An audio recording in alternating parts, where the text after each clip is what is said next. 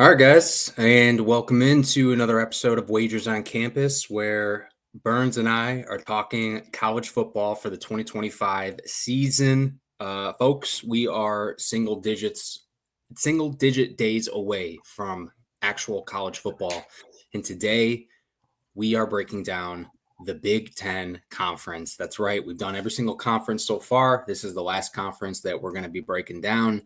And of course, we have our futures episode that is coming out shortly as well. But appreciate you guys checking us out. Make sure to like and subscribe. We have been profitable on this podcast since its inception in 2023. We're here to give you guys winners. We're here to help you win bets and just make you enjoy college football a little bit more. So, Burns, today we're breaking down the Big Ten.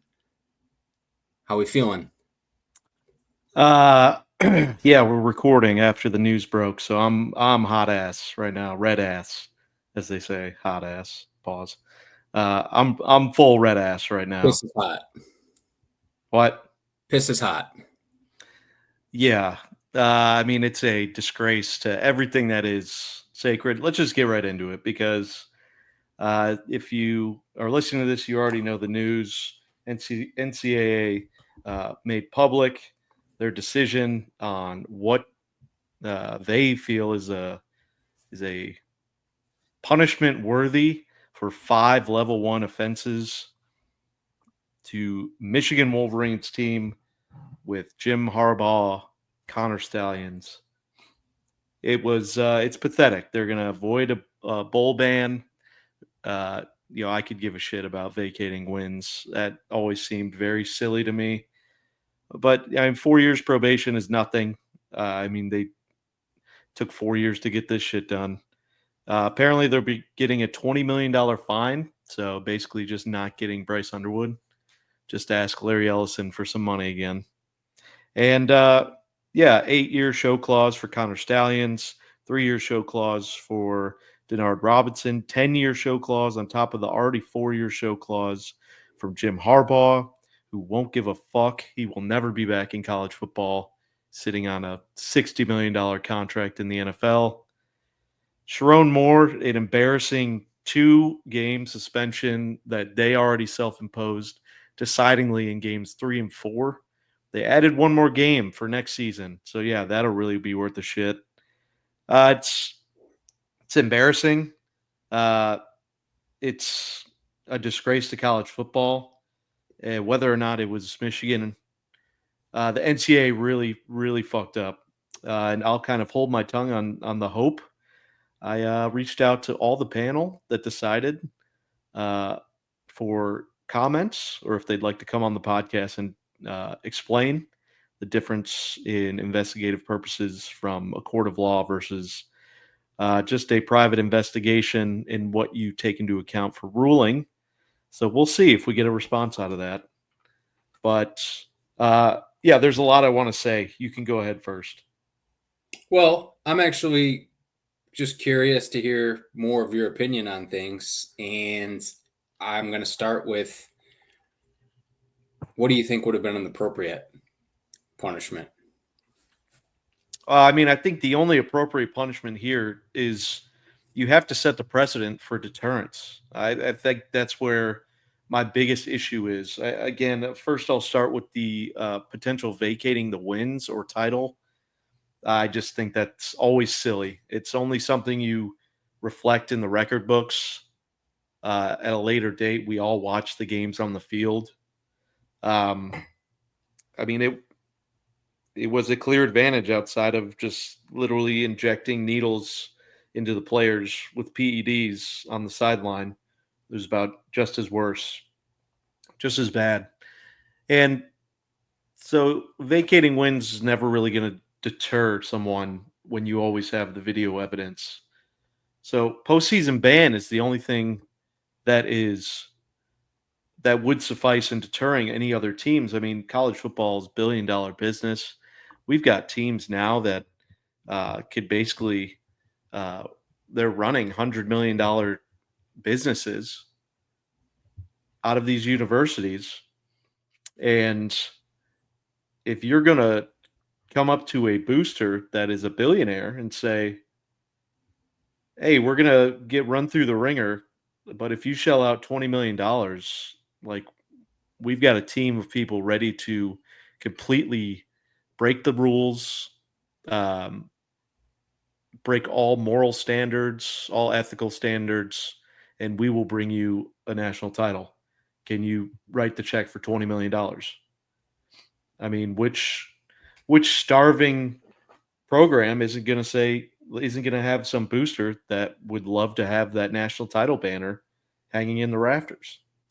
That's where uh, the absence of a post-year ban, and even worse, is stating in your conclusion in the documents. I haven't read through all of them yet. I've read through bits and pieces that the actions were warranted a multi-year post-year ban.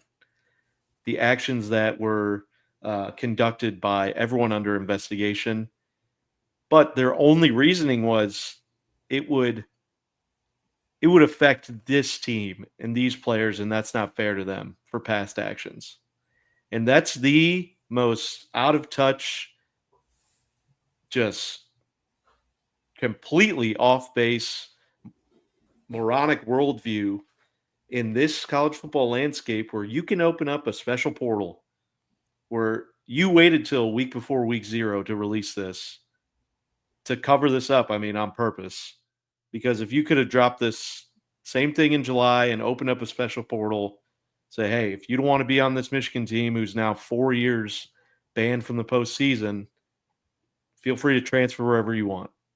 Boom, that's done. It's not punishing any players. You can stay and get an education there if you want.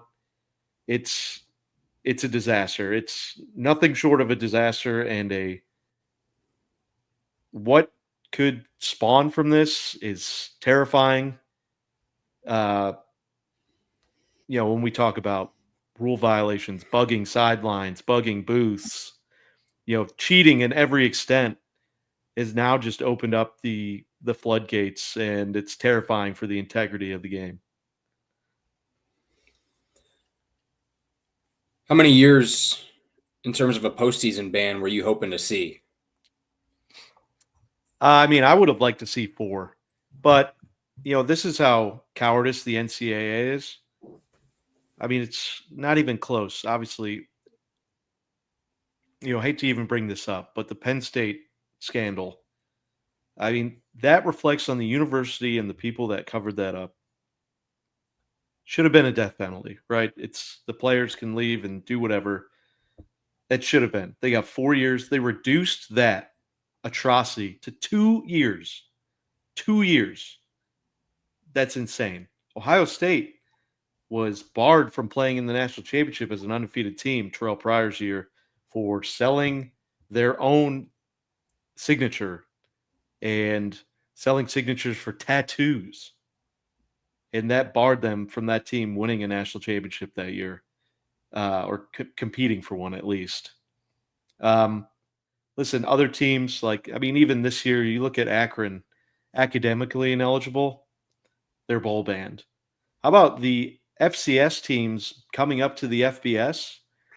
They are bettering their programs. They are furthering the development of their programs. They get banned 2 years from the postseason.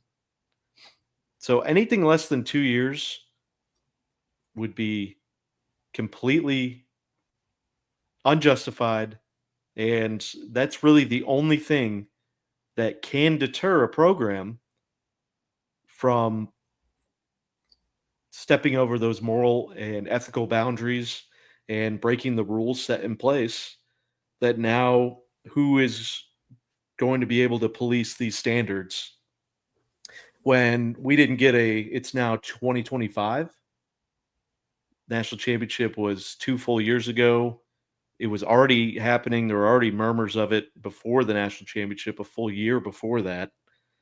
So if you start bugging sidelines now, I mean, you've got a chance to win 2 national titles before you even get a inkling of some sort of punishment. So why do you think why do you think the NCAA elected to not suspend Michigan from the postseason? Why do you think they elected to do what they did? Well, they said it. I mean, they said it right there. They didn't want to punish the current players for a former regime. It was the panel of what was supposed to be independent. I reached out to all of them. A lot had legal backgrounds. 6 people: professor of law at Pepperdine, former athletic director at Marshall, deputy commissioner of the Missouri Valley Conference, attorney in private, attorney in private. 5 people on the panel. I reached out to 4 of them for comment. Nothing. Just to get a better idea of what my biggest thing is. There is no deterrent. I'm just going to keep saying it. That's my biggest thing. Whether it was Michigan or whoever, obviously it makes it sweeter that there's all this evidence. I mean, go ahead and go to the NCAA website, read the document. I mean, there's quotes from Connor Stallions telling some of his minions that if they get deposed or brought in, say, well, you can absolutely lie. This isn't a court of law. There's nothing illegal about lying your ass off. And, it was confirmed. He smashed his phone into a million pieces and it's at the bottom of a pond. Sharon Moore claimed storage issues for deleting a specific 52 text messages. I mean, if it was a court of law, I'd be easily a jury of their peers would find them all guilty. But this panel seemed to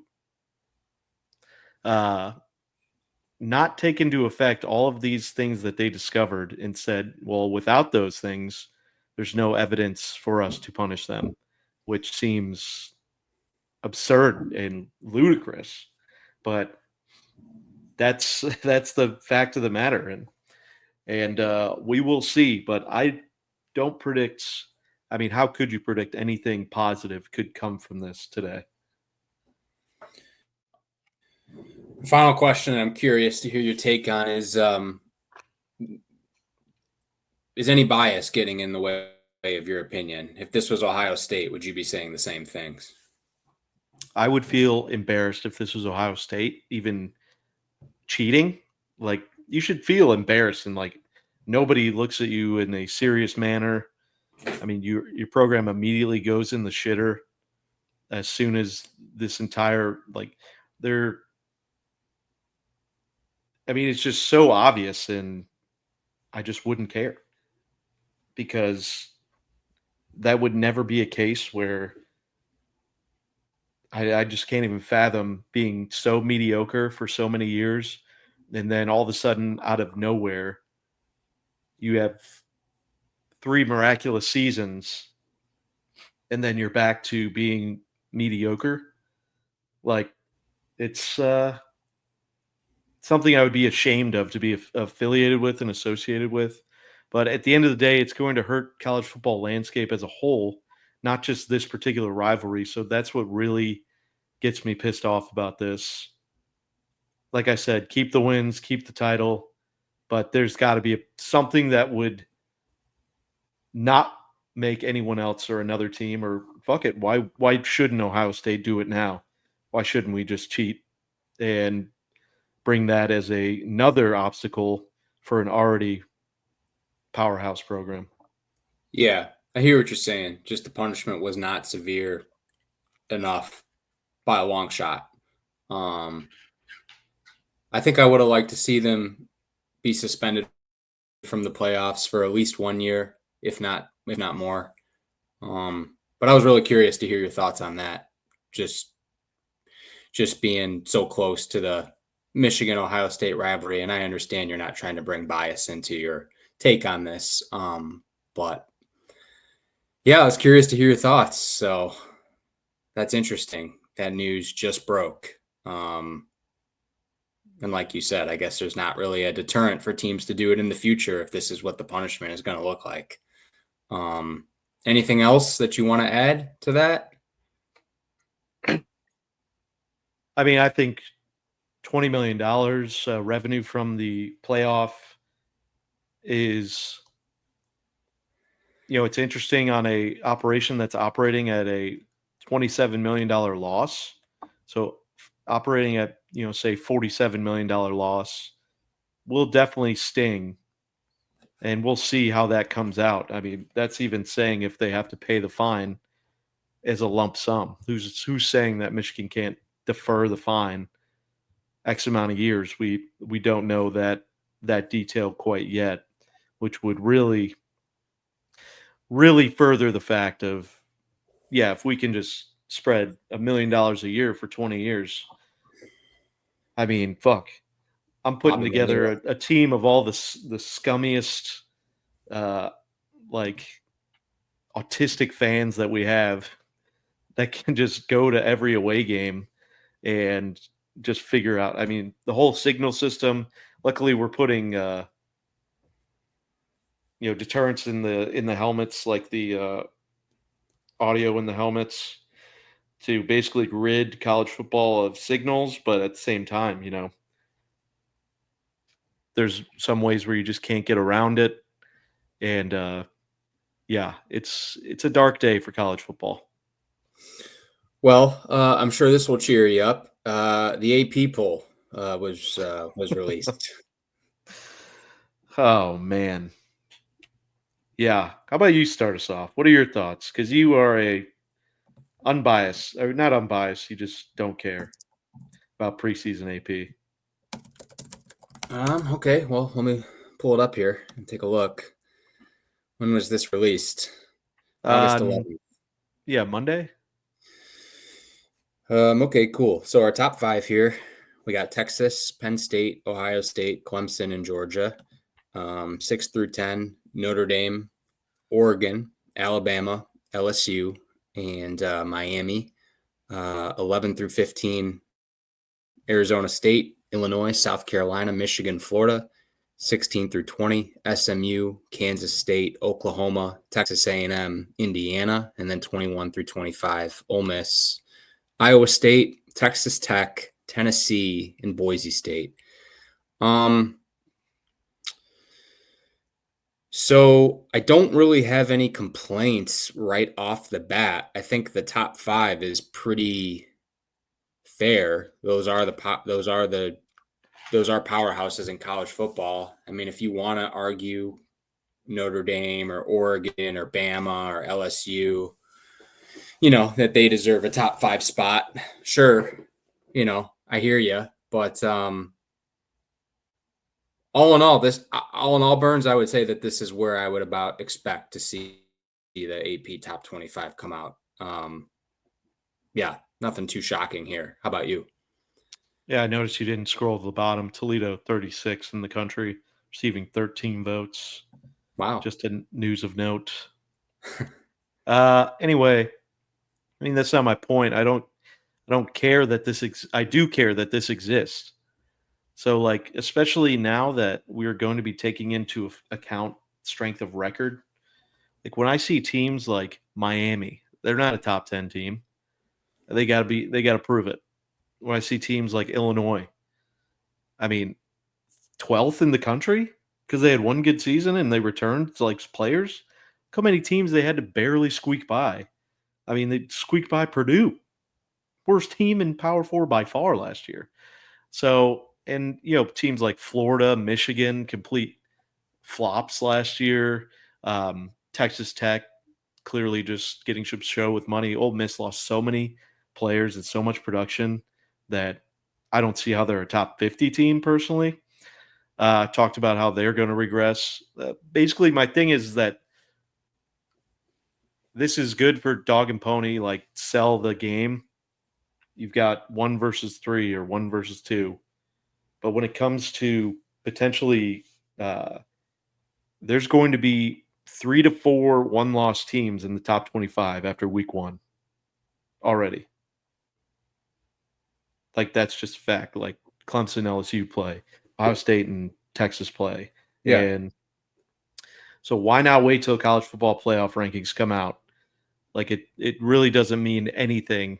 And it's just annoying to find the actual true cream of the crop. It'll always rise to the top. I just think it's a cop-out for some teams to be able to lose more than they actually should. And that's really my whole stink about the AP. But the fact that strength of record is coming forward, which actually like if you beat a team that wasn't ranked early in the season, they actually finish ranked 15th. That's the true. You beat them at a different time of the season, but that's where they rank. That's where they are at the end of the season, and you beat that team, and I think that matters more. And so I'm moving off the who cares about the preseason now that strength of record is becoming more and more prominent. I mean, there's probably truth to what you're saying, just in terms of some of these schools being able to lose a little bit more than another school, and still be able to get to the college football playoff, just because it's I don't know if I'd call college football a business. Maybe I am, but at the end of the day, a lot of people want the top schools, the big names, to be there in the end. And this is no shock to anyone who's listening. That's why we see SEC teams and Big Ten teams, have that type of favoritism when it comes to determining who's going to make the college football playoff at the end of the year, with the 12 slots available. But other than that, I mean, I guess they have the ranking system to market the game better. Like you said, you got 1 versus 6, tune into this game. But as we've talked about, the NFL doesn't have a weekly ranking system. A lot of sports don't have a weekly ranking system. So why exactly does college have it? I don't really have an answer for you. I actually like your idea. Let's just wait until the college football playoff rankings come up sometime in like week 7 or week 8 and go from there. I'd be fine with that. Yeah, said it 100 times. I mean, if it's week 3 and LSU's playing South Carolina or LSU's playing Auburn, like it doesn't matter if there's a number next to their name. Like you're going to be able to push that game. Also, 23 out of the last 25 years, a top 10 preseason team has finished unranked. What would be your top 2 teams when you look at this list that would be in the top 10 preseason? That would be your top candidates for being unranked. I would say my top 2 would be Notre Dame and probably Miami. Like, let's just be real. Yeah. Yeah. Notre Dame and Miami. Yeah. Because I think I'd have to agree, even though we have Alabama. One of us has Alabama with 4 losses. Still think they'd be clawing at 22nd place, or, I mean, they'd just be dying to give them votes. So, yeah, I think those are 2, especially they play each other right away. Another top 10 matchup right away that's going to have – so that's 3 one-loss teams that are going to stay in the top 15 after week 1. It's like, what's the point? The eye test never lies, like you don't need a number next to a team to see if they're good or not. Your eyes will tell you the story as you watch the games throughout the season. Absolutely. Absolutely. All right. So we've gotten yelled at before for digging in too deep off topic. The news, pretty big news today, and it involves the Big Ten. So get off our back, look at the timestamps, skip ahead to your favorite team if you want. But this was one of the biggest news stories in the entire college football landscape of the last 5 years. So we're going to dig into it a little bit. But what do you say we talk about the Big Ten? Yeah, bitch, let's do it. Yeah. Yeah, let's do it. Let's just start back with our regular scheduled programming here. You've got preseason awards, and we can tell that there is a. Listen, when I evaluated this conference, yes, the quarterback play wasn't nearly close to the SEC quarterback play that we just broke down. And usually when you look at an MVP conference, you look at the quarterback position. And when I think of MVP and I think of an offense and team-wise, you got to think Jeremiah Smith, and obviously would be the offensive player of the year. He's going to be relied on heavy this year. Ease in a new quarterback, whoever it may be, Kleinholtz or Sand. But, I mean, he was a true freshman, unlike really many that we've ever seen before, and his numbers and gameplay speaks for itself. He's just when he's on the field, he is a problem. Jeremiah Smith? Yeah, The dude is a freak. The dude is an animal. Yeah, 19 years old. You remember him against Oregon in the Rose Bowl? Yeah. And they actually really kind of shut him down in the first game they played. Yeah. So, of course, he had the huge play on 3rd and 4 in the Natty. Little fly route. He just toasted that DB. Easy money. Jeremiah Smith would be a top 5 pick in the NFL draft. He's unreal. The problem is, who's going to throw him the football? Who's going to get him the football? Yeah, they got guys. And, new offensive coordinator, not really. Let's just wait to talk about that until when we get into Ohio State breakdown. This was tough because there's a lot of newcomers coming in. And, I think of Mendoza was up there. A lot of new quarterbacks coming in. And, you could technically, Dante Moore was on Oregon, but this will be a newcomer like starting. Went with Mark Gronkowski. Gronkowski. No, there's no K. It's Gronkowski. Oh. Yeah, that was I got a little too giddy just writing Gronk in there. Yeah, it's Gronkowski. He's a 4-year starter. He's a national champ at the FCS level. I mean, last year, 3,000 yards. Year before, or just under 3,000. Year before that, 3,000. Responsible for 30-plus TDs in each of the last 2 years. He had 7 interceptions, but only 5 the year before. I mean, he's a solid quarterback. He's definitely the best prospect Iowa's had in decades at that position. Geesh. Who do we even go back to? On the spot? Shit. I don't know. CJ Beathard. CJ Beathard? That's pretty good. Yeah, so he's just who I picked. I think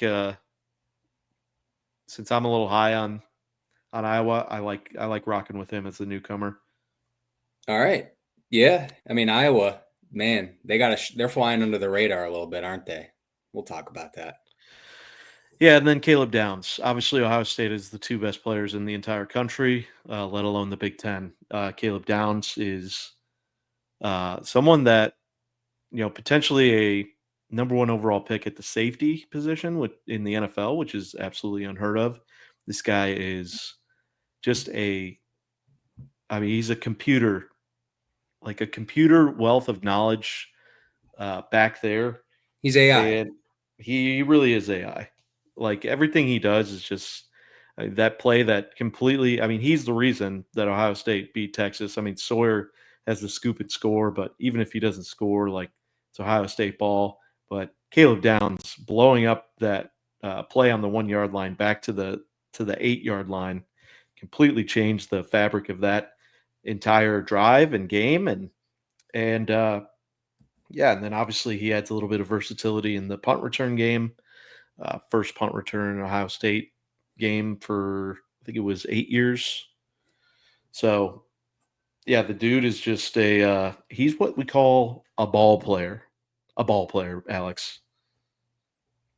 I don't know if I'd want such an elite ball player returning kicks all the time, but. Yeah, I know. I think it's more of a play it by ear. I don't think it's going to be a full. I don't think he'll be returning kicks, just punts. Sure. All right. Well, no bias on this podcast so far. Thrashing Michigan and Ohio State, just dominating the Big Ten. Nice. Well, I mean, can you disagree? Give me a disagreeing side of things here for these two players. As far as the MVP goes, it absolutely has to be Drew Aller over at Penn State. This guy is an established court. No, I don't. I don't believe what I'm saying. Jeremiah Smith is a fine pick. I'm sure you'd have some people saying Mendoza should be the newcomer of the year, but I think that's up for subjective opinion. I don't think Yeah, there's I mean, he's right there. clear I right. like Mendoza, so yeah. Okay. And then the other thing, the QBs. So there is your boy. There is Drew Aller. But after Aller, it gets it's just a lot of ball to prove. Is really what it comes down to. Yeah, Is yeah, that for sure. am I off there? No, you're not. There is a lot to prove. This isn't a conference with a bunch of established quarterbacks within their program. I mean, Aller and Altmaier would fall under that category, but then Nico, Mendoza, Sayan, all new. Raiola, second year. Mavia, second year for Mavia, right? Yeah, my view. Yeah. Yeah, I mean, definitely like a lot of exciting players on this graphic, whether it's Moore or Damon Williams or Childs at Michigan State. Um, Definitely a lot of exciting players, but yeah, lots of question marks, not just in terms of the ability of these guys, but also a lot of them are playing their first year with this, with whatever team they're on. So no, Surprised you didn't mention Preston Stone there. yeah, I see you made the graphic bottom right. What's up, Preston? Yeah. I'm excited about Stone. He might be the greatest Northwestern quarterback in program history. So Wow. fingers crossed. Holy shit. That's saying a lot, dude. We'll see. Oh, Mike We'll see. Kafka? Better than Mike Kafka? Cap Mike Kafka would like a word. God damn, they had a really exciting quarterback, number 7, about 15, 20 years ago. Name slipping me, but Wow. I'll call it out. Okay. Yeah, so yeah, it's Persa. really just Dan Persa. oh, damn, that's right. What a throwback. Yeah, so I mean, it's really just what can you do for me? I think you really liked Nebraska. I think it'll be really exciting to watch the progression of true freshman last year, Raiola. Uh, Not like overly impressive, but the signs were there. So we'll see if he progressed in any way. Yeah, man, Childs. It's like, is it going to be a tenure with like Jonathan Smith and Aiden Childs of like what could have been? It always seems like hype with those two, like ever since coming over from Oregon State last year. But it's like at some point you're going to have to like turn that hype into actual production, and that's why I kind of had him down in the 10 range. Because I mean, this is a big recruit, and all of a sudden, like we're on the back end of our tenure here, and got to start pulling some wins out of nowhere. Not going to be favored in every game. No, I mean, Childs, I'm very excited to watch him play. He turned 18 during the season last year. Yeah, So he is extremely young. Last year was his first year as a starter. And what I liked about Childs is that he was not afraid to make mistakes. Yes, he did make some mistakes, but he also made some really nice throws down the field and made plays with his legs. I feel like if he continues to develop in his game, he can be really good. Specifically, if he continues to develop with decision making, he can be really good because the athletic ability, the arm talent, it's all there. I'm excited about him. I think he could be really dynamic. yeah. As a Michigan State and Northwestern dual fan, man, maybe you guys will combine to 6 wins this year. You can take all the shots you want. That's fine. But Giles is like, I don't know. I mean, obviously, he's nowhere near Mr. MVP in the NFL, but he's a poor man's Lamar. I mean, that's like what his game is like based around. He's got a big arm. He can make guys miss. And he's shown it. It's not just like, oh yeah, I've seen this. I've heard about this guy. He flashed last year at times. So yeah. Yep. So yeah, interesting there. Getting a lot of how about your boy? How about your boy Demond? Heisman pick. Demond. he's good. Can't wait to talk about him in our breakdown here, because as always, we're going to go to the very high-tech Google sheet, and we're going to look at our all-conference team. Oregon, Ohio State, Penn State leading the way, respectively, with 12, 10, and 9 all-conference representatives. So we'll talk about those three first. When it comes to breaking down, I think we should break down the defending national champion. I think that's only fair first before we dive into defending Big Ten champ in Oregon and one of the other playoff bounce teams in Penn State. All right. Sounds good. You can kick us off. I'm going to go grab a water real quick. Oh, man. Yep. So, listen, when it comes to Ohio State, we already talked about who's the star players, but you're going to look at a couple other guys. Incoming tight end Max Clare. I know the name in Big Ten lower from Purdue. I mean, he's the best player at that position in the conference. So landing that in conference is a big get for this offense, who really didn't need any more help. And that's just kind of a cherry on top. Offensive line, even though they lost 2 to the NFL, are going to be the best possible offensive line that they've had in a decade at Ohio State, bringing in a couple key transfers from Minnesota and Rice. And Sonny Styles, leader on the defense in the front seven. He's converted last year from safety to linebacker, and this dude is a absolute menace.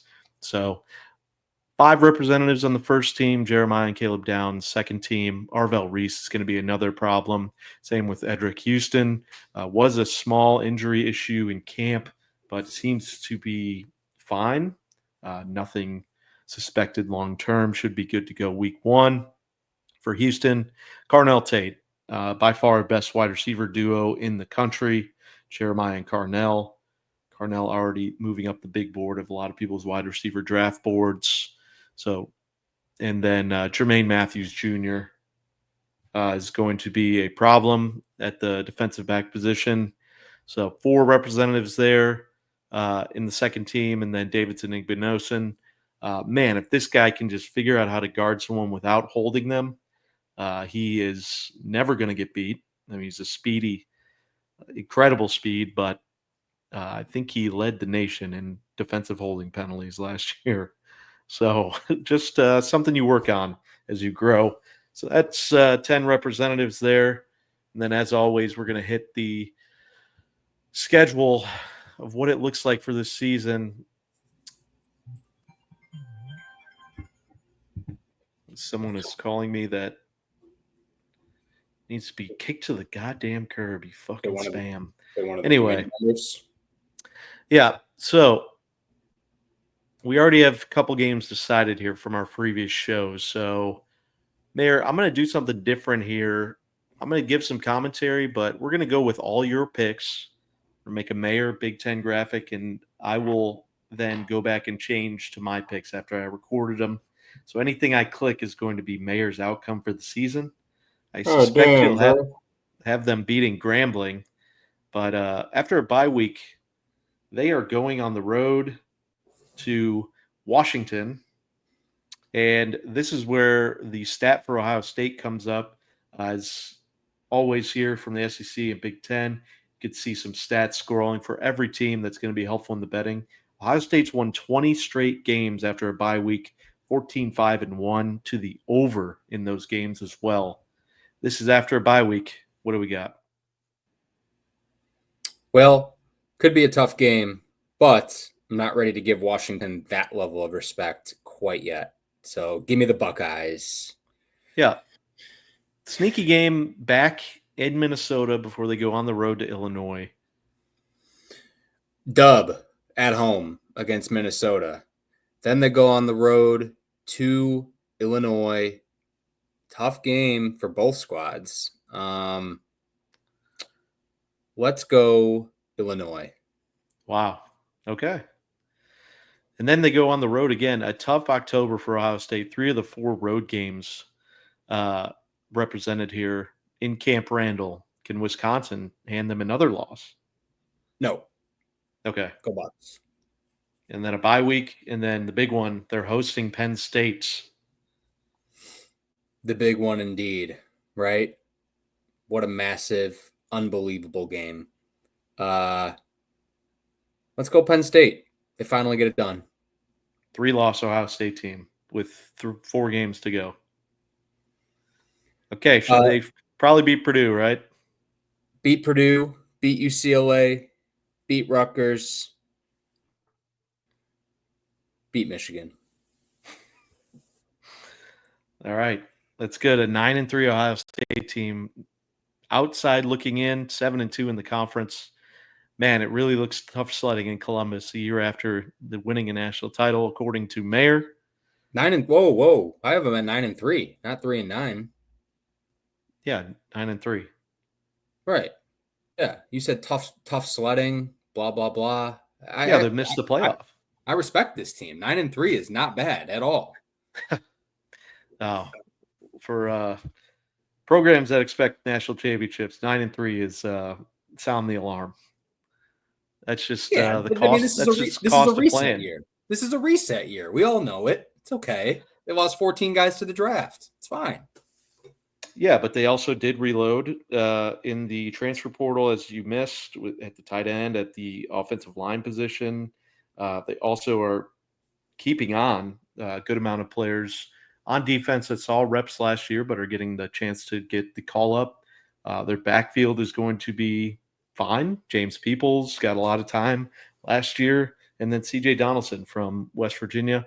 I think a lot of people are going to look towards the coordinator change. Obviously, the big name, Matt Patricia, brilliant idiot at defensive coordinator.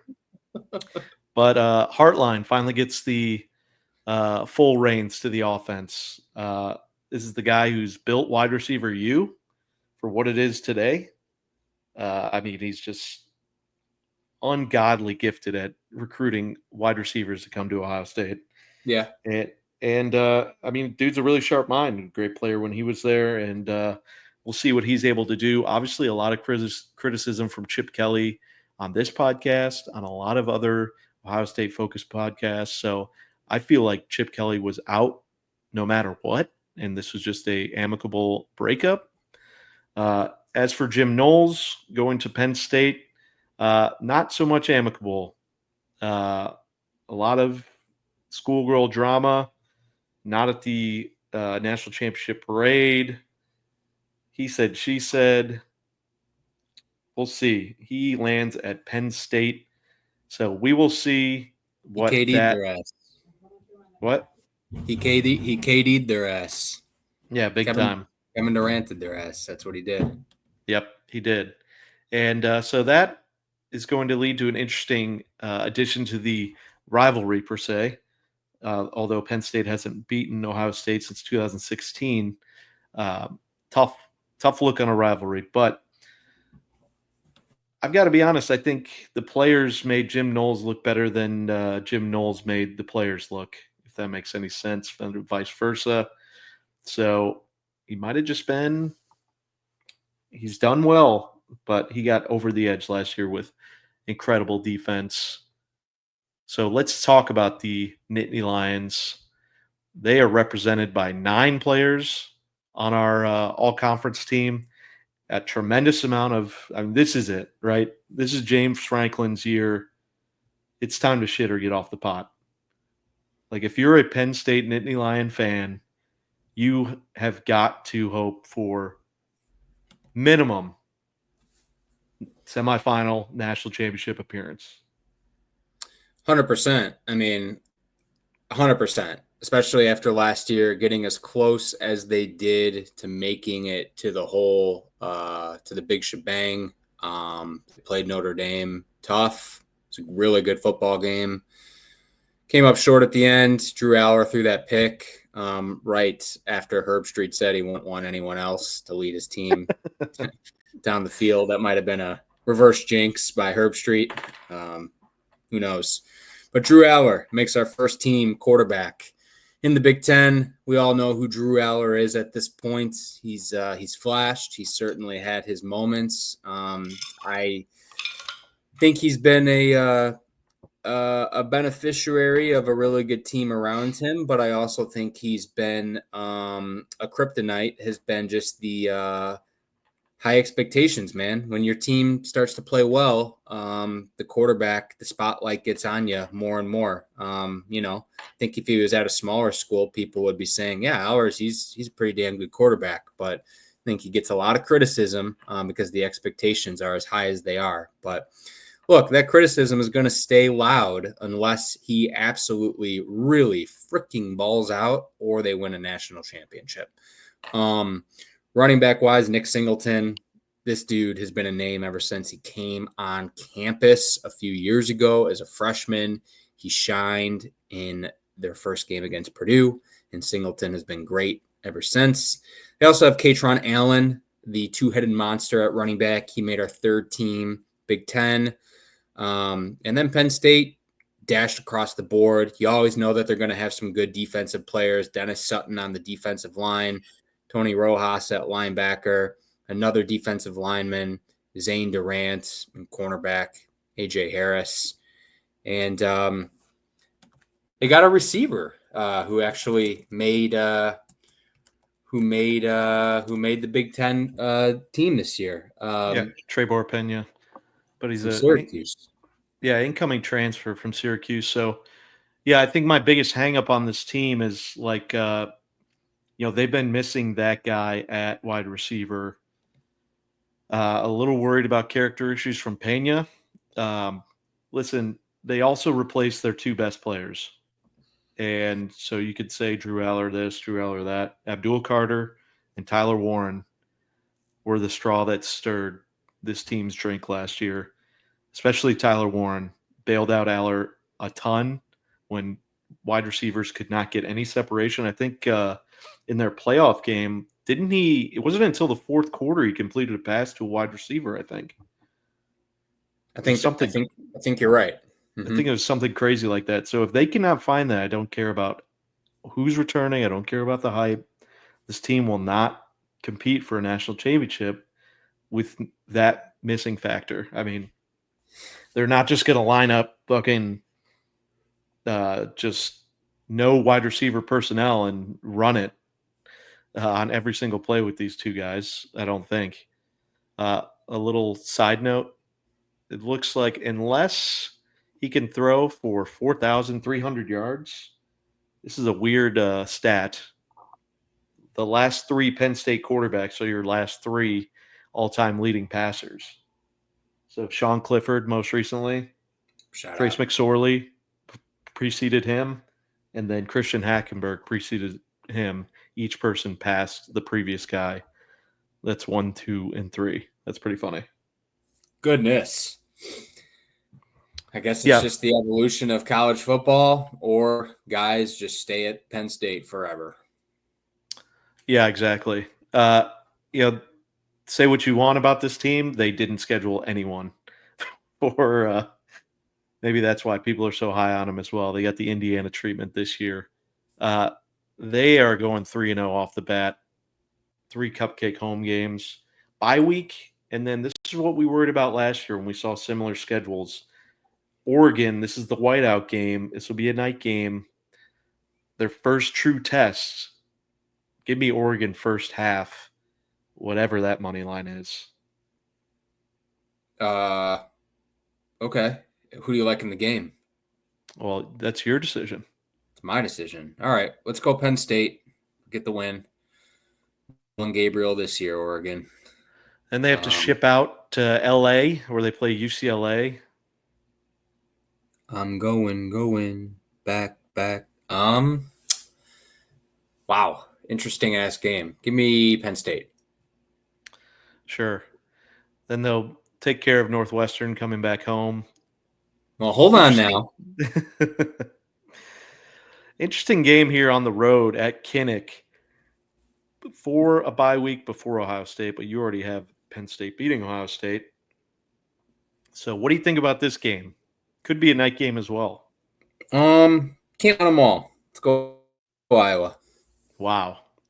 Upset heard around the world, and they bounce back and beat Ohio State.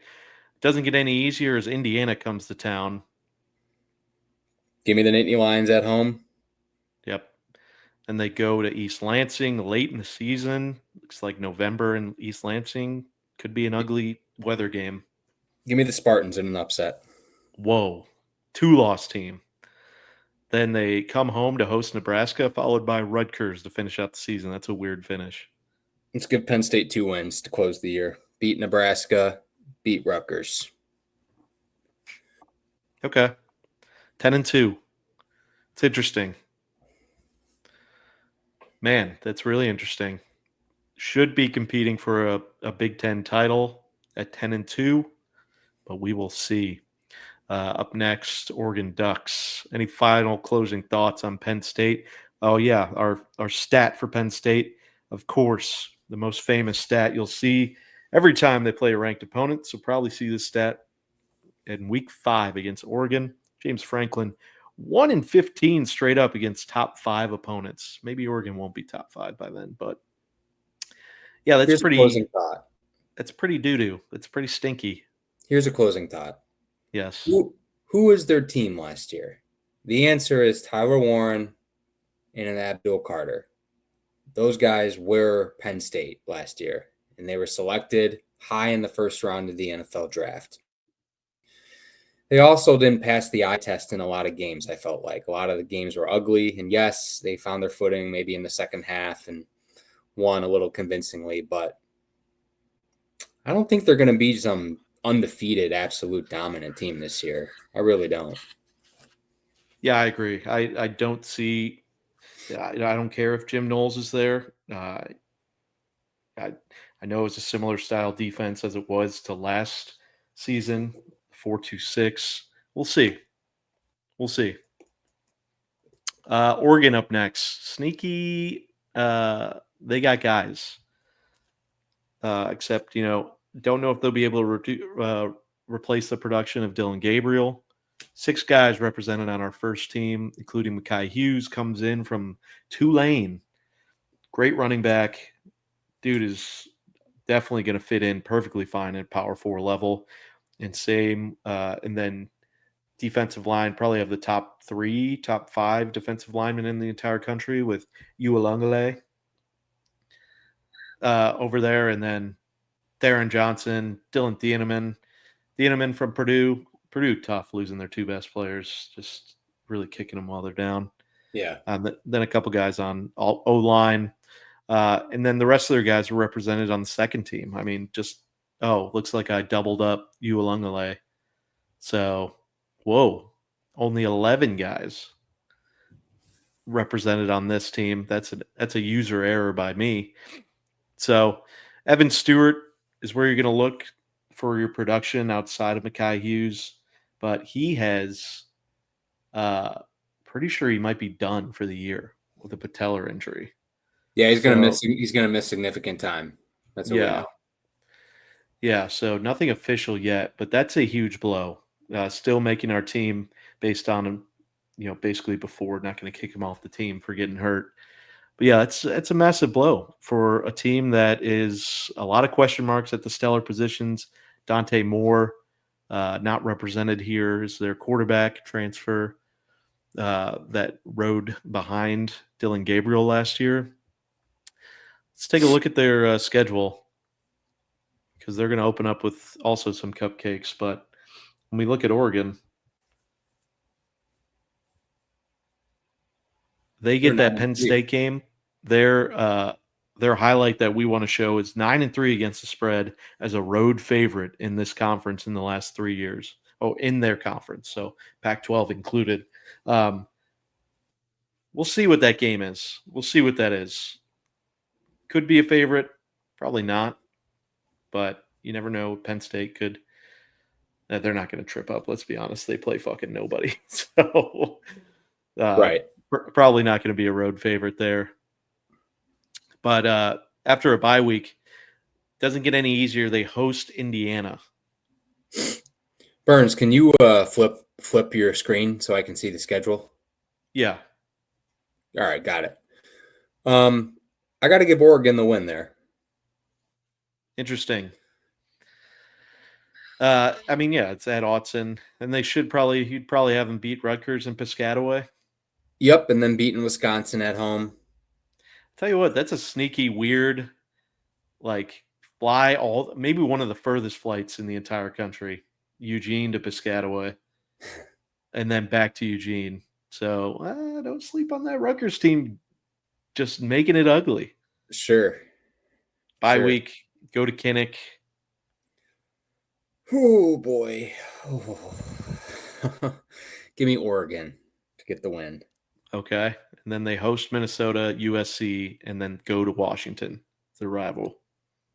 I'll take Oregon over Minnesota. I'll take Oregon over USC, but I'll take Washington to beat them. 11-1 Oregon team. Oh, 10-2. I'm sorry, 10-2. 2 losses in conference. It's interesting. I have this team taking a step back this year. I think too many question marks and losing Evan Stewart is going to be huge in the negative way. I think they dropped to USC. I think they dropped to Indiana. I think this is a 4-5 loss team floor. But I'd say their ceiling's probably 10 wins where you have them. That's fair. I don't think they'll be undefeated or a 1-loss team. You feel that's fair? That's probably fair. I think, like you mentioned, question marks at quarterback, question marks at some of the skill position players. I really think Oregon is going to lean on their defense this year. They play a lot of guys on their defense, and last year they had a lot of guys get a lot of snaps. Even if they weren't full-time starters, they would rotate different players in. I know they have a lot of returning production on defense in general, despite losing some players to the NFL. And ultimately, Burns, I like their coach. I like the culture that he's built there. So yeah, I don't think they're going to be as good as they were last year, at least in the regular season, but I still expect them to be pretty damn good. Yep. I haven't lost a Big Ten game since joining the conference. Lost to Ohio State in the playoff. Interesting note there. Yeah. All right. Next 3, Michigan, Indiana, and Minnesota and Iowa representing this middle of the pack. 6-5 players represented here. Guess we'll talk about Michigan first, but who would you think maybe not separates, but comes up and takes that 4 slot before we talk about these players? Out of those 4, you mentioned any of them really. Now that we're past the kind of, I guess, the big 3, who would you say would come up and be the Indiana this year, and could it be Indiana again? Well, I think you have multiple teams who could do it, which I know isn't the answer you're looking for. But if I had to just give you one pick, my pick would be Nebraska. I think their schedule is manageable. They don't have a true road game until October, or until like mid-October. And I think the expectations are high, and I think the talent and the production matches that. So I would say Nebraska, but I think it could be USC. I think it could be Illinois. I think it could be Indiana. And I think Iowa could be that team as well. And honestly, there would be people out there who would say, how can you not mention Michigan, or how can you not mention Washington or Minnesota? And fair. But let's just name all the teams, Burns. Why not? Yeah, that was a very political answer there. But let's just talk about Michigan because they have 6, the next highest. Yeah, I mean, obviously a lot of questions surrounding Underwood. Will he start the season? Will he not? I think it's in their best interest to not start him week 1. I mean, it's a pretty soft schedule before they get into Oklahoma, and I don't think they should start him at Oklahoma either. Boy, that would be throwing him to the wolves right away. Outside of that, they're going to return a lot of production on defense. They're going to be there on the line and linebackers. They lose some big names in the secondary, so we'll see what ends up there. But it's always going to be the offensive question, especially with Sharon Moore. I'm not high on him as a coach, but all bias aside, I don't think he's a very good coach. I think he's better served as a coordinator. And, bringing in Justice Haynes is good. This team thought they were better at running back last year. So we'll see.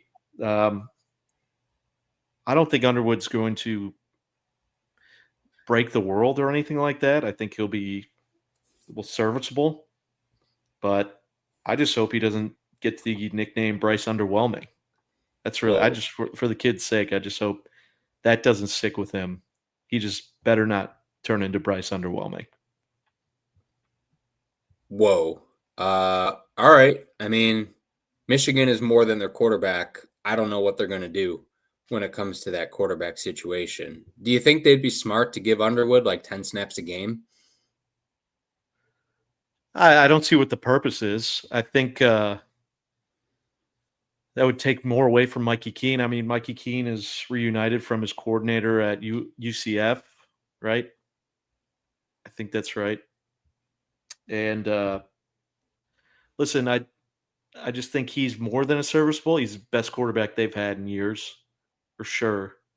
When it comes to actually playing the quarterback position, that is. So yeah, and then another. Let's just talk about the other yellow team, and then talk about Indiana, and then we'll flip across to their schedules here, just so we can just highlight a few of their guys. Iowa, they're going to have the hog mollies. They always do. Ferentz, longest tenured coach in college football. I think it's 25th season, I believe. So when we look at Kirk Ferentz, he's going to have defense ready.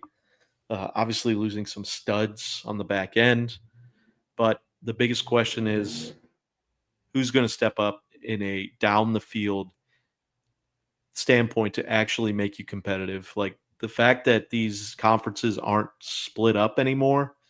The real reason why Iowa was making it to the Big Ten championship, just the split of those two were so lopsided.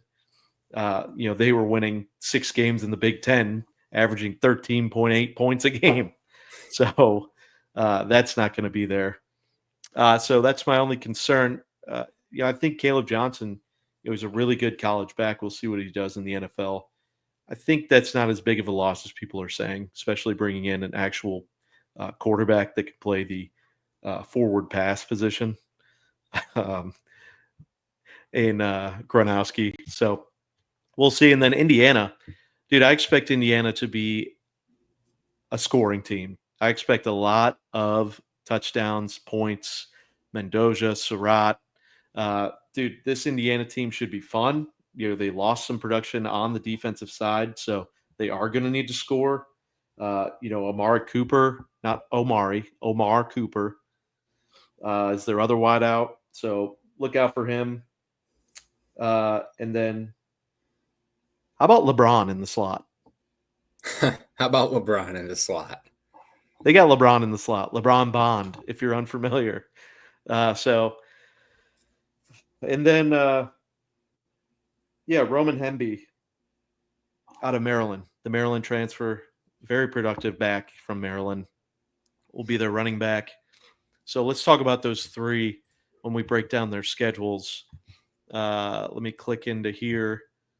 Let's start with Michigan first. Already have them 2-2. And then what you need to know about Michigan, when you're evaluating 18-11 against the spread versus ranked opponents since 2019. That's very positive. Obviously, lumped in there is a massive cheating scandal where Vegas didn't expect them to know everything. So take that with a grain of salt. What we don't have decided so far in this season is week 4, starting at Nebraska. What do you got, Alex? Well, I'm high on Nebraska this year, so I'll take Nebraska to get the win. Interesting. 2-2 start for Michigan. They go on a bye week and then bring Wisconsin in to Ann Arbor. I'll take Michigan to beat the Badgers. Okay.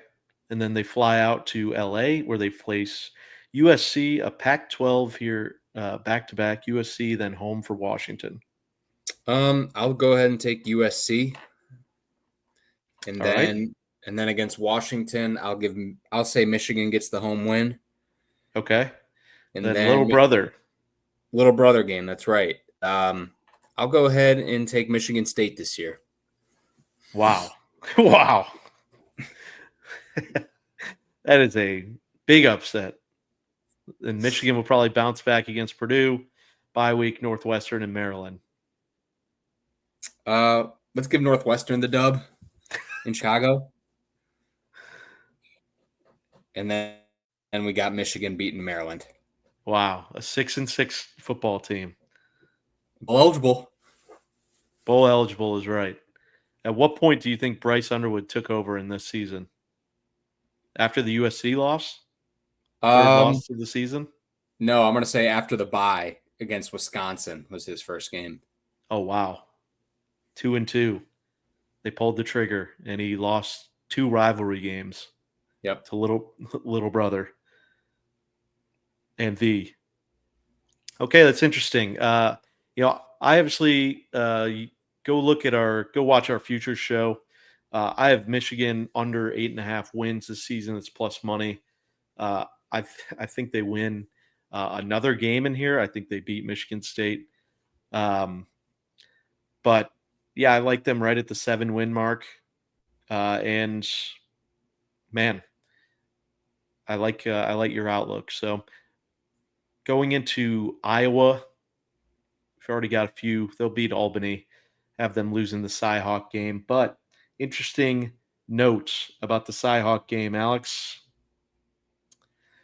Iowa's stat today is they're 17-3 to the under in the Cyhawk game since 2004.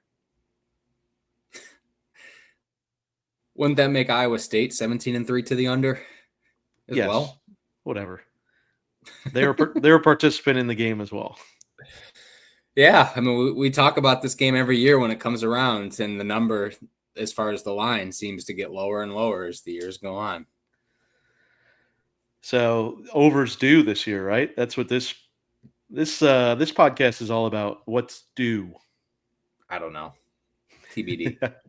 No, we're going under. Got to go under. 17-3 is juicy. All right, so tell me what you think. Rutgers, Indiana. Rutgers, tricky game, but if I'm talking up Iowa as much as I have been, I gotta say that they find a way to win against Rutgers. So I'll take Iowa on the road. Okay, and then hosting Indiana. I just think it's going to be extremely difficult to win there this season as a road opponent. So I'm going to go with Iowa in that game. Okay, and then bye week, Wisconsin just continues their hell of a schedule.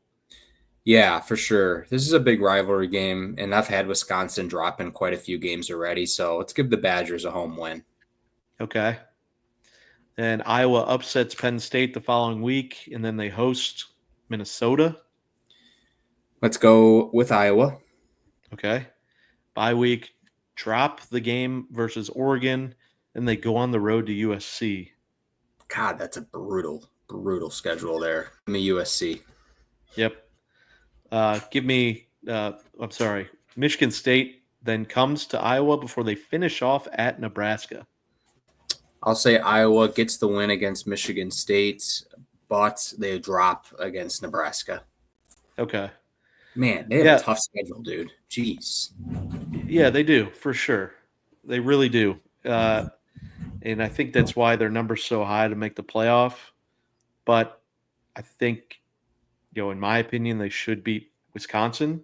I think they'll beat Oregon. I think they'll beat USC and Nebraska on their path to. I also think they'll beat Iowa State. But that's where I think they find their other wins and then possibly drop it to Penn State instead. So I think if they're going to make the playoff, obviously 10-2 is the absolute minimum, but 7-5 is not going to do it. I just disagree a few areas here, but you're higher on a team than I am, so this is your point of view, and that's totally fine.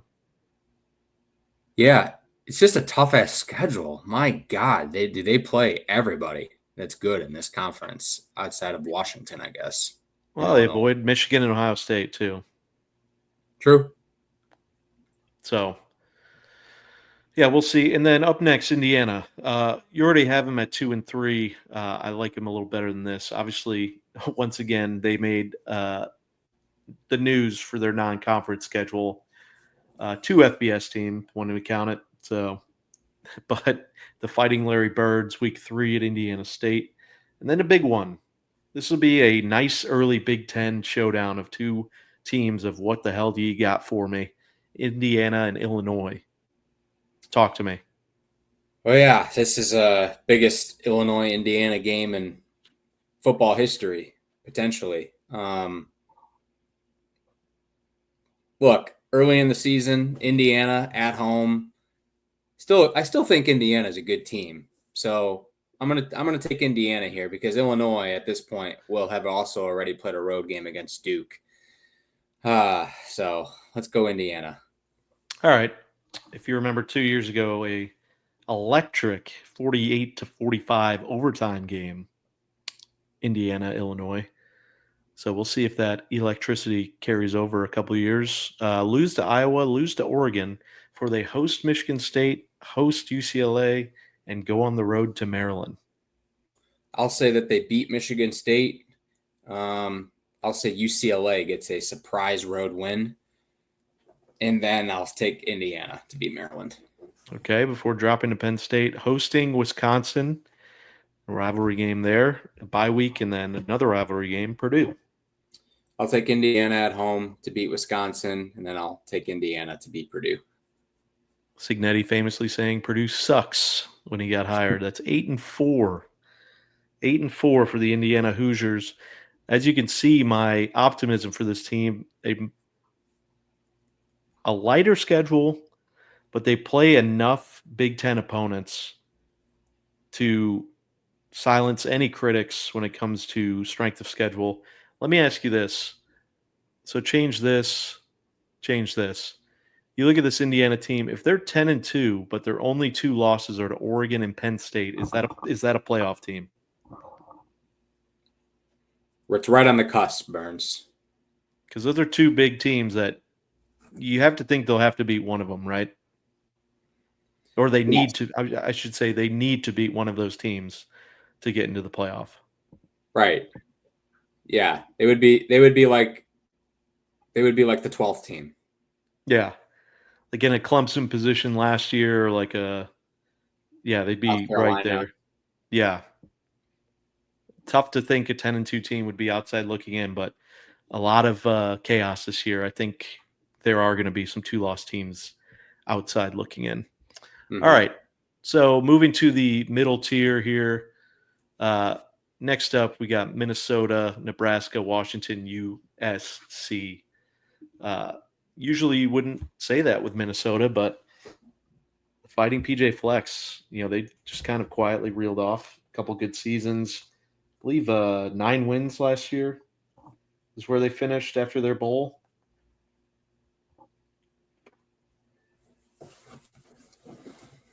Yeah. Sorry, were you finishing? I wasn't sure where you're going with that. Sorry. Yeah, PJ Fleck's an outstanding coach. He's been there for a while now. Minnesota's got to feel real good about keeping him around. Sorry. You never know how he's going to dress game to game. Sometimes you'll get a really formal look. Other times you'll get a little bit more of a chill vibe from PJ. But Fleck wants to make the college football playoff. Minnesota's looking to make some noise this year. And, they lost Newbin to the NFL draft, a really good safety who's going to be playing for the Giants on Sundays. But they still represent our all Big Ten team. On the third team, running back Darius Taylor. He's an absolute electric factory. Good to see him out there healthy. Looking forward to seeing him play. Safety Coy Parrish, probably their best player when it comes to actual line them up and knock them down. And then, listen, they're going to have question mark at quarterback. Drake Lindsay will be He got some reps last year. Uh, I think they're going to get the most production out of Darius Taylor, the running back, but that's usually the identity of this Minnesota team. So it just comes down to what can they hold on defense. And then when we look at a team like Nebraska, this is the team you're the highest on. Matt Rule's third year at Nebraska. Dylan Raiola's true sophomore year. When we think of Nebraska Cornhuskers, we think of an honest tradition, a good tradition of football. Can they get it back this season? They've got 4 names that we want you to know this year, and they're going to be hog mollies. Henry Lutowski on the O line, and then Yep. Dane Key at wideout is a name you'll get to know in that offense. And Patrick Peterson, not that Pat Pete. He's a defense, or I'm sorry, that's Wisconsin. I'm looking at the red and white. Marquise Watson at linebacker with Preston Zachman at safety too. So, thoughts on your Nebraska Cornhuskers? Zachman is also a Wisconsin safety. Those colors are really messing with you. Rocco Spindler. Oh, there we go. Spindler. They were fucking with me. Thanks, Alex. Yep. I like Nebraska. I think their defense is going to be good. I think Raiola takes a step. I think Rule takes a step, just elevating the program, elevating the culture, elevating the play on the field. I'm excited to watch them. And I think they have a manageable schedule as well. So I think they have that working in their favor. My expectations are high after many, many down years, seemingly. Yeah, and as pedestrian as they seemed last year, I mean, close loss UCLA, close loss USC, had to lead in the fourth quarter against the national champion Ohio State. Buckeyes lost in overtime to Illinois, so feels like they're right there. And then next up, when we look at Washington, this is a big time. What do you got for me, team? Jed Fish in his second year there. It's going to be on the back of Damon Williams, but Jonah Coleman, second team running back, is going to be heavily productive, heavily relied on. And, I think this Washington team, the way when we look at their schedule, it lines up to spoil some fun in the Big Ten. Yeah, Washington kind of feels like a team that's being slept on a little under the radar. This is a team that made the national championship game just 2 years ago, and of course they went through a ton of change, losing their head coach, losing their quarterback, etc. Losing Roma Dunze and a couple other receivers to the draft, but I'm sure the expectations are high, and we've talked about Damon Williams, their quarterback. We have Heisman tickets, both of us do, on him as long shot to win the Heisman. He's dynamic, he's athletic, he's a playmaker. Washington typically has good defenses. So, yeah, they're an interesting team, aren't they? Yeah, they really are. And the last team before we get into the rest of the schedules is USC. So Lincoln Riley's been, it's been nothing short of pedestrian, nothing short of average in his trips at USC, in his tenure so far at USC. So this is a very big season. Obviously, they've kept the Big 12 mentality of offense first. And, man, it hasn't worked out well in this conference in the last year. And then previous year, having Caleb Williams' second season. But they've got, once again, 2 NFL receivers in Mekhi Lemon and Jacoby Lane. Obviously, Jaden Maivia. What we're going to need to see out of Maivia is just stop turning the ball over. Going to need to see a little bit better decision making. Love to see him use a little bit of the legs a little bit more, but I expect a lot of down the field plays. They were in a lot of games last year, but just couldn't get it over the hump. I'm a little higher on USC than most pundits are, but yeah, looking forward to Lincoln Riley finally kind of hitting his groove with this program. I agree with you. I like Mavia at quarterback, and I like the skill players that they have. They went through a lot of tough games last year, losing a close one at home to Penn State. They lost 4 road games last season by 7 points or less. They choked away the Minnesota game. They choked away the Maryland game. Uh, the Michigan game was kind of weird. They just had some really ugly losses. I think Lincoln Riley is tired of the criticism, and I think the program is as well as a whole. So I think I might be with you, but I'm curious to dive in and see the schedule. And Burns, I should mention, Illinois is all the way on the bottom of our list. We want to make sure that we cover them with some of the larger teams as well. That's a good point.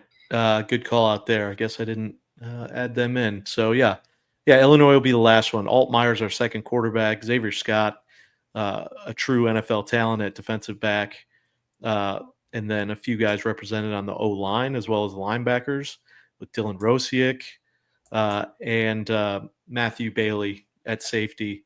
So this team's well represented in the all conference preseason, and obviously returning a 10-4 team, you return one of the top most returning production statistics in the entire country.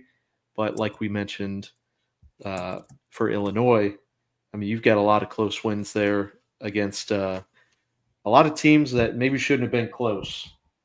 Like when I look at Purdue, how are you allowing 49 to Purdue? Right.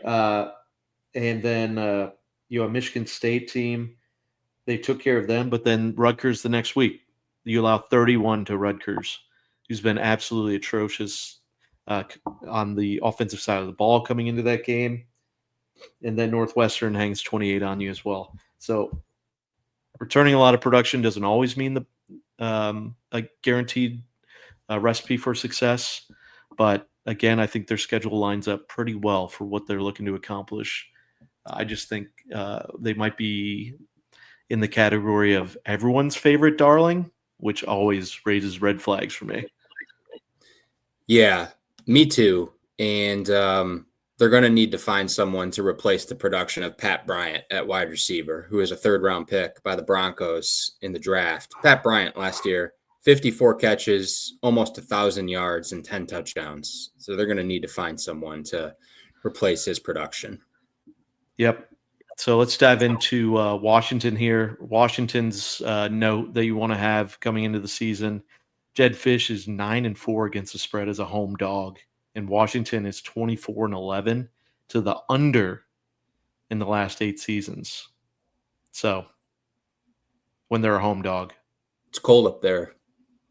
or no, just at home, they're 24-11 at home to the under since 2017. Hard ball, missed kicks, drop passes. Hard ball, G baby. So Washington beaten UC Davis after opening up the year with a win against Colorado State. So they'll start the year 2-0. Then they get a bye, and we got Washington beating Washington State before dropping to Ohio State. And then they go on the road to Maryland, where I think they will take care of business and get that win. You with me, Burns? Yeah. So we got Washington beating Maryland and then coming home to take on Rutgers. I'm going to go with Washington in that game as well to get a home win. And then on the road at Michigan, tough game. I'm going to give Michigan the home win. And then Washington welcomes in the Fighting Illini. I'm going to give Illinois the win here. I'm just going to say that it's a close game and Illinois pulls it out. Then there's a bye week. Washington at Wisconsin. Tricky game here. Let's go Washington in a close one. And then Washington beat Purdue. And then Washington at UCLA. Let's go with UCLA. I'm just going to say it's kind of a up and down season for Washington this year. Not a bad team, but not an elite team. Okay, 8-4 can win a Heisman, but that's about the edge. But Yeah. there's no signature wins in there, so I think our Heisman odds have been shot. So I'll disagree with you on this one. 100-1 for a reason, right? Yeah, exactly. Illinois up next. Tough in-state battle versus the Bulldogs of Western Illinois, but they'll get that done. And we already have them beating Duke and Western Michigan, and also losing the big battle there at Indiana before they host USC and go to Purdue after that. I'll take USC to get the road win there, but then I'll take Illinois to bounce back and beat Purdue before shocking the world and beating the Buckeyes at home, followed up by a bye week where they then go to Washington and pick up another huge win. Come back home. Just a news of note for you having them beating Ohio State. No betting related, but Illinois, no bye week until week 8. And that's the longest by far. It's longest by 2 weeks in this conference. So have to wonder if they'd be gassed by the time they get Ohio State, if that influences your decision there at all. It sure would mine. But anyway, just news of note. And then you have them beating Washington before they host Rutgers in their other bye week there. Wow, a little snarky of you. Sure would mine. Shut up. Illinois over Rutgers. We'll give the Illini the win. Then off a bye, Illinois beats Maryland. But you can't win them all. Wisconsin gets the win in Madison. And then the Illini beat Northwestern to close out the year.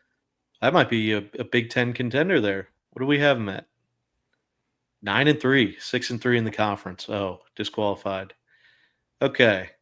USC up next. So USC, obviously Lincoln Riley, we talked about his pedestrian appearance so far. 3-10 against the spread as a road favorite at USC. So, yeah, well, I think the season starts out favorably for them. They're going to beat Missouri State, beat Georgia Southern, beat Purdue, beat Michigan State likely at home. And then we have them beating Illinois on the road, bye week, and then beating Michigan. So this is an undefeated USC team going into Notre Dame. I'll take USC. No. Is he your national champ? Maybe. Bye week, they play Nebraska. Nebraska already confirmed they're wearing the All Blacks in this night game. Give me Nebraska. Interesting. Then USC beats Northwestern. USC beats Iowa.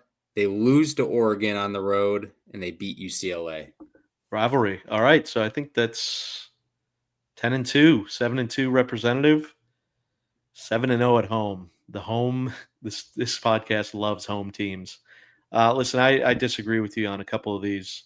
I think they're going to lose to Notre Dame and potentially give it up for this where Michigan will get their 7th win. But I think this is a good ceiling for this team, right? 10 wins. Yeah. Yeah. And then let's talk about your Cornhuskers here. Nebraska.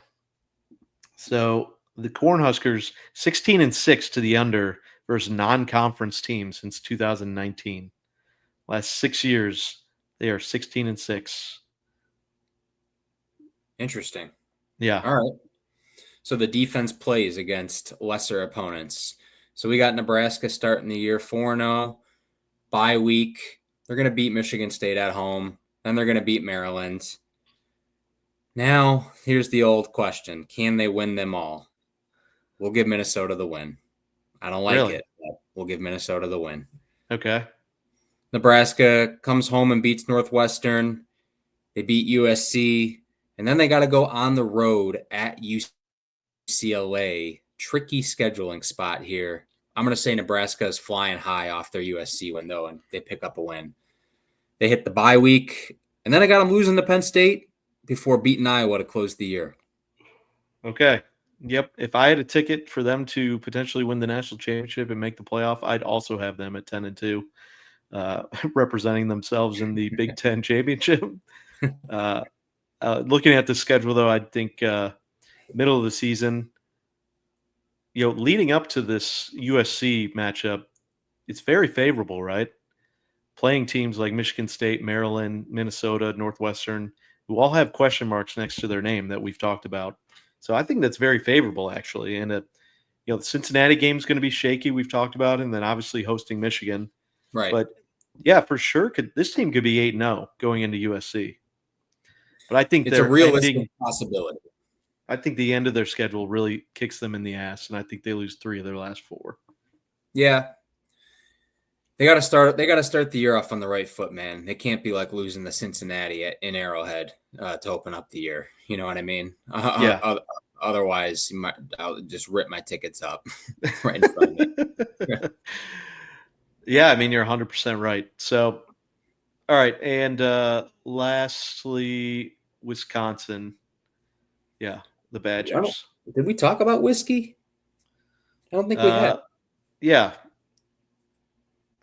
Well, let's talk about okay, yeah, we'll talk about them right now. So Wisconsin, we'll just stay on their page because we've kind of gotten to the point where we've decided a lot of these games. We talked through a lot of the players. So we'll stay here and let's just talk through them on this screen. Fickle 15-8 to the under as a road dog. Guy loves getting in the mud. Gotta love Fickle. Yeah. You know, Burns, Wisconsin is interesting because with Fickle, what is this? His third year over there? Yes. I believe this is year 3. And quarterbacking, it's going to be Billy Edwards, transfer from Maryland. But Fickle is like best friends with Vrabel. And if I know something about Vrabel, it's that he don't like to lose. And he's a real tough guy. And I think Fickle is too. And I don't think anyone's talking about Wisconsin. And now, does that mean it's going to turn into production on the field? No, it definitely does not. But boy, oh boy, dude, Wisconsin was good for a long time. And now they're just kind of back to being, they're not even like an 8-win team. They win like 6 games a year. You know what I mean? So, Yeah. I think they're going to, this is not their year. I think they stick with it.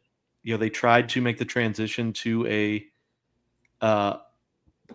more of a pass attack, and that just wasn't their identity. They don't need to change their identity. I mean, Alabama proved you could win without a quarterback many times. You just have to have the most physical guys, and they obviously have NFL Hall of Fame offensive linemen, but on the defensive side of the ball, they never really had that same dominance to really push towards national contender, but it was their best shot.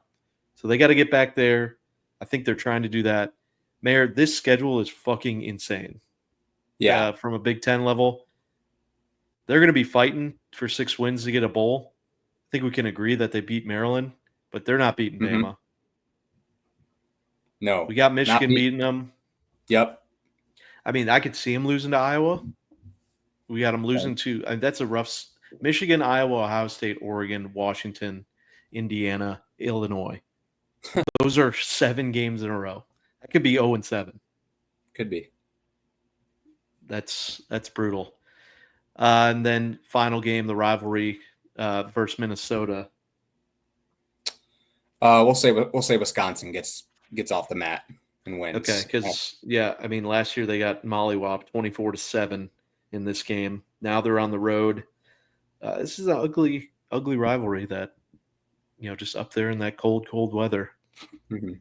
This team they are strong. They have a floor of 3 wins, if we're being honest.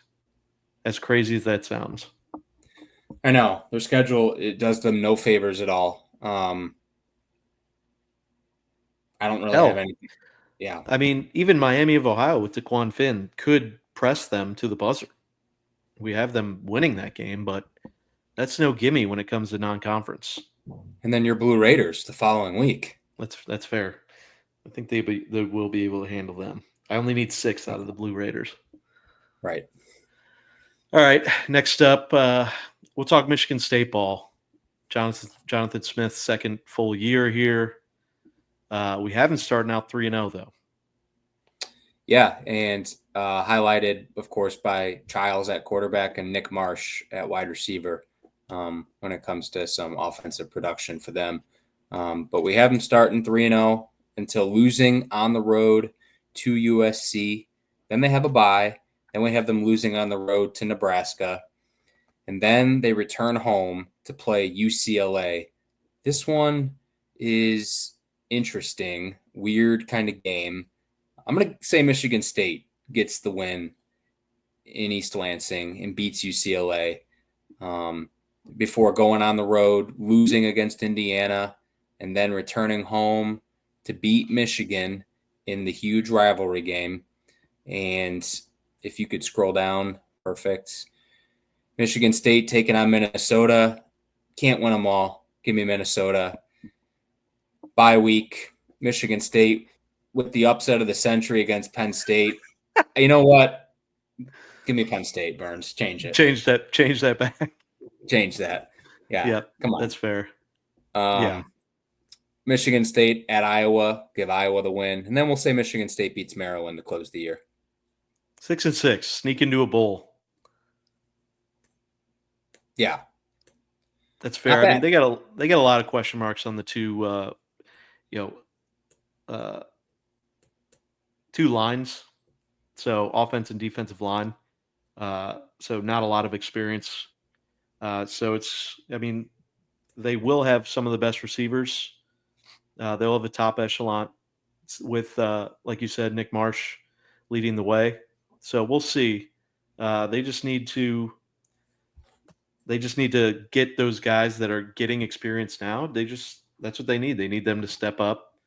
And who knows? Some of these unheard of names. This is why we love college football the most. Just step up and become stars right away. This Michigan State team could get to 8 wins this year, but yeah, I think 5 or 6 might be more realistic. There's a lot of good teams in the conference. Yeah, there are. Yep. And then UCLA, team that you've kind of had a few wins. Listen, they started out horrifically last year, and but ended the season with, let's see, 4 out of the last 6 wins. They ended up 3 Big Ten wins in a row. I think they started out 1-5, which is not good. But Reuben Foster, he's a great dude's coach. And obviously the big news is Nico coming into play. That is massive for this organization, for this school. My biggest worry about Nico, I haven't really seen this, is just like, if they start 1-5 again, is he going to give a fuck? Like, is he just going to pull out, say, let's just get ready for the draft? Try and pull one of those. Let's transfer. Let's play one more year somewhere else. Because it seemed kind of forced in the offseason. That's my biggest worry, just kind of the people that are surrounding him.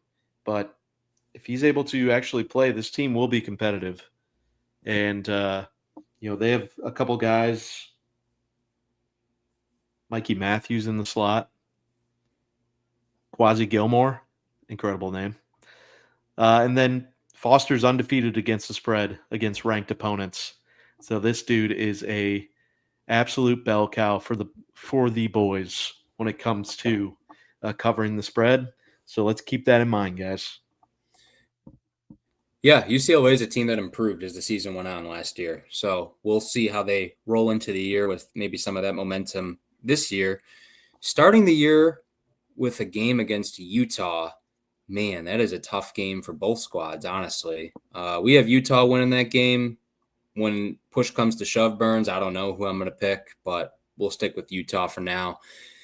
Then they're beating UNLV, beating New Mexico, followed by a bye week. We'll say UCLA beats Northwestern. They come home, lose to Penn State, then a tricky road game at Michigan State, dropping that one. Come home, beat Maryland. Then go on the road and get a huge win against Indiana, followed up by a bye where they drop to the 10-win Nebraska Huskers, and then drop into Ohio State, beating Washington at home, and then losing to USC. So interesting. 6-6 team, bowl eligible. I could see him beating Michigan State, see him beating Nebraska, and maybe even Utah. So 9 would be their ceiling in my mind. I don't think they're going to beat their rival or Ohio State or Penn State. But I think that's close to the good floor for them. Oh, the ice cream man driving by. I hear that. All right. Yeah. Thanks for sticking with us. This is the biggest conference we got in the land. A lot of these games are already decided. Minnesota, PJ Fleck up next. They should start out the season 3-0, headed into the bye, and potentially undefeated. Don't sleep on Rutgers, though, before going to Ohio State. What do we think about Minnesota and Rutgers? I think that's a tough challenge with a brand new quarterback from Minnesota, but they are at home. So I'll say Minnesota gets the win and they take care of Rutgers. But then we have them losing on the road to Ohio State. They're going to come back home and likely beat Purdue. So we'll give Minnesota the win there. And then we got them beat Nebraska. No, I had Minnesota beating Rutgers. We have them beating Nebraska and then losing on the road to Iowa before coming back home and beating Michigan State. That's followed up by a bye week where they are losing to Oregon on the road. And then we'll give Northwestern the late road win. Or the late home. Oh, Northwestern. Well, why not? Well, you lost your mind. I'll help you find it. Listen, I mean, outside of your silliness, this team has a ceiling of it's a 10 possible win team here. Could we be talking the Golden Gophers in the playoff conversation? If the quarterback is good, yes. Yeah, that's the biggest question. I could also see them dropping Nebraska. They could drop Cal, to be honest. And Buffalo, a team that we've highlighted on this show, is not a gimme to start off the season by any means. So, PJ Fleck respects the MAC, though. So, hold on. I missed my Minnesota. Fleck is actually 17-9-1 against the spread versus non-conference teams. So he gets up for the non-conference games with his teams. Interesting. Yep. All right. Rounding out here, we've got a lot of the bottom dwellers left, as you can see. Let's start with Northwestern. Preston Stone coming in. That's a big get for this school. Other than that, again, they're still trying to build an identity, after the controversy from last season. And I think this team is still a few years away. Yeah, I mean, they had a pretty good year 2 years ago. I know they went 4-8 and 2-7 in the conference last year under David Braun. But his first year as head coach, they went 8-5, including 5-4 in the Big Ten, and a bowl game win against Utah in Vegas. So, yeah, I mean, the Cats are continuously disrespected. They typically have a good defense. Offense is always the main question mark with this team. As you mentioned, Preston Stone coming in at quarterback. He had a really good 2023 season for SMU before getting benched for Kevin Jennings early on in the year last year and just finished the season on the bench. So getting into the Cats season, sorry, I'm just pulling this up on my screen.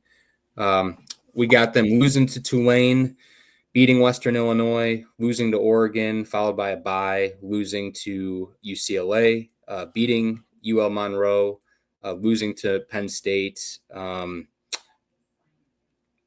I'll say they beat Purdue, but that's not an automatic.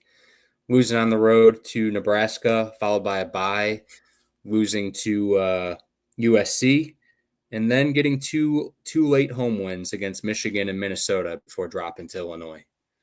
Interesting. Yeah, so I think so their stat that you want to keep in mind here is they are 31-10 to the under as a home favorite. They're going to be a home favorite to Western Illinois, UL Monroe, Purdue, doubtful to UCLA, and that's probably it. So 3 games that you can profit there. Yeah, it's I find it tough for them to get to 5 with this team. Who's going to be catching the ball? That's my only concern. And But yeah, I guess they'll always be pesky when it comes to defense. All right, next up, Rutgers, Piscataway. Already have them notched for 7 losses, but they're going to beat the Ohio MAC teams, the undefeated in the MAC, and they're going to beat Norfolk State. So they're going to go 3-0 to start. Yeah. For Yeah, losing to Iowa, Minnesota, Washington, Oregon. That's a brutal stretch there in getting Purdue. Do we think Purdue goes over in the Big Ten back-to-back years? I certainly think it's a possibility. I would take Rutgers in this Rutgers Purdue game. Yeah, I will say, we're big fans of Schiano as a head coach. I think that he could probably steal one of these games where you see a bigger name team. Yeah. My only concern is our boy Melikaliki Makas is the quarterback again. They lose Kyle Monangai. Yeah. That's tough when it comes to offensive production when I do not trust Kaliki Makas at all to move that ball down the field. So that's my only concern. I think Loxley is out at Maryland this year. They just lost too much in the portal, spread across the Big Ten even. We've talked about a lot of names. So I think Rutgers beats them. They could probably steal a couple, 5-7. This team could easily beat Bowling. And yeah, don't sleep on Piscataway. Yeah, I agree. That Oregon game is quite interesting. Sandwiched in between 2 home games. That's an ugly travel schedule for them. And Maryland already have their schedule basically decided. They get a 3rd win. Another team starting 3-0, but to be honest, we saw Northern Illinois provide quite the upset last season. They could reproduce that magic in Florida Atlantic. Kind of the same boat. This is a 3-9 Maryland team we have slated. This is one where they could maybe beat Michigan State, maybe beat UCLA. I don't think so. They've got a tough Big Ten schedule as well. Yeah, they do. So we got Maryland going winless in the Big Ten, it looks like. Yeah, Malik Washington starting at quarterback, got some reps last year. We'll see. Dynamic player. Could be completely whiffing on this, but I just don't see how this team steps forward from last year. Well, I read that the coach admitted to losing the locker room sometime during the year last season because of money and contract issues. And that's never what you want to hear going into your brand new season, that the coach admitted to that the previous year. Nope. They need to bring Scott Van Pelt in as a special advisor to the team. Yeah, or Steve Blake. Yeah. Oh, okay. So Purdue, we can comfortably have them at 2-10. But man, USC Notre Dame starting off weeks 3 and 4. That's tough. And then they get Illinois, Minnesota, Northwestern, Rutgers, Michigan, Ohio State, Washington, sandwiched between their byes. Man, maybe they steal one from Northwestern. They just they're in a full rebuild. Obviously, their coach left. He's in Washington as an OC. Barry Odom left as well. Or no, Barry Odom comes in, takes over. Yep, from UNLV. Yeah, from UNLV. So, I mean, he did a lot at UNLV in a short amount of time. So, I'm optimistic in Barry Odom. Just, I don't think there's any possible way anyone with a realistic mindset can give this season as a just ranking poll of what he can do with this program. I think he gets a complete buy, and rightfully so, when it comes to evaluating Purdue this year. Is Malachi Singleton their quarterback this season? The Arkansas transfer? No, Ryan Brown is their quarterback this year. Okay. Singleton is listed as the backup currently. Okay. Gotcha. Well, cool. Man, we covered it, man. Yeah, we did. That was long-winded. A lot of teams to get through. Obviously, the Michigan news took up a lot of our time. We appreciate you sticking with us here. So, what Alex Mayer has produced is a top 4 in the Big Ten, Penn State, Nebraska, Oregon, USC, respectively, with Nebraska getting the tiebreaker. So Penn State versus Nebraska in the Big Ten championship. Who takes home the Big Ten title? And boy, don't you feel silly. Let's go Penn State. Yeah, that's fair. I myself would not have Nebraska up there. I would have probably Ohio State, followed by USC, Penn State, and Iowa is my top 4 in the Big Ten. And I think Ohio State wins the Big Ten this year. And I think this conference will only get 3 representatives.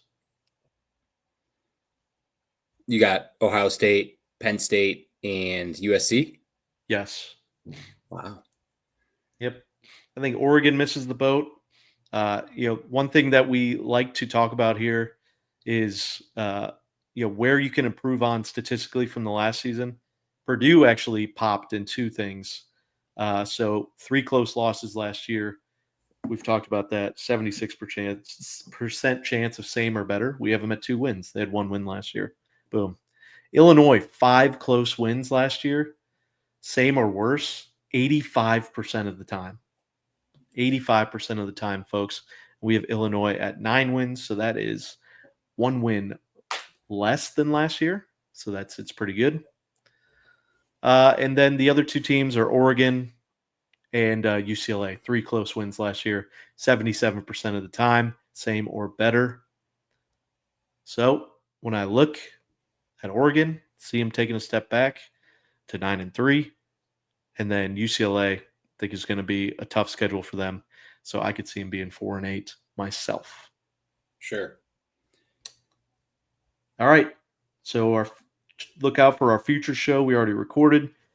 So that will give you all of the insight to all of our futures bets on the entire season, win totals, also the national championship odds, Heisman odds, same with make playoff odds and other wacky bets that we have. And then the next time you will see us after that will be week 0 coverage, breaking down all 5 games from week 0.